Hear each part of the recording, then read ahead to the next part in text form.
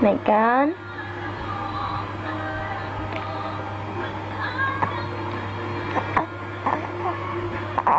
Này.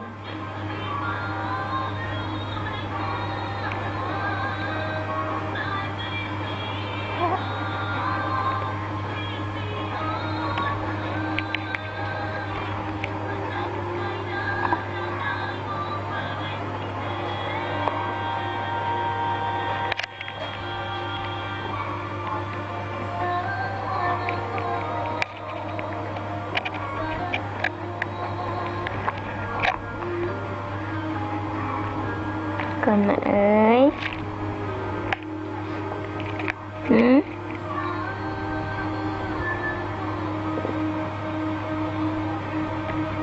Minta kan hả?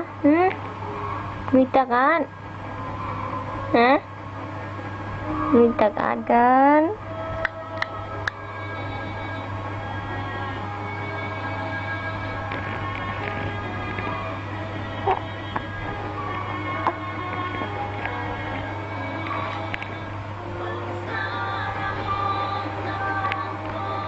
Mình ác năng bom lên một chi vật non bắn lên đó rôm đạch ba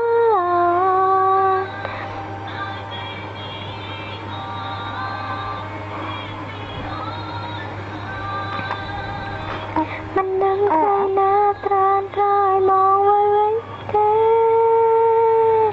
hồn xa nam bò hồn xa đang bò.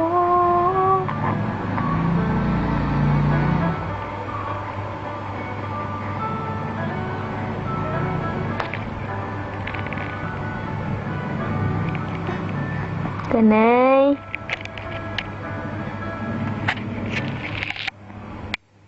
Con thịt mà ơi. Nó ọt mọt mảnh mọt. Này con, người ta à? Người ta con.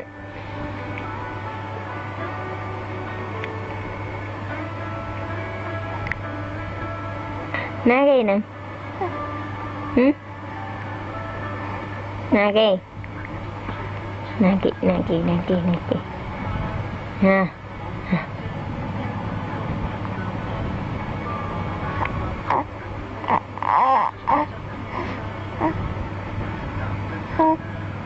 Huh?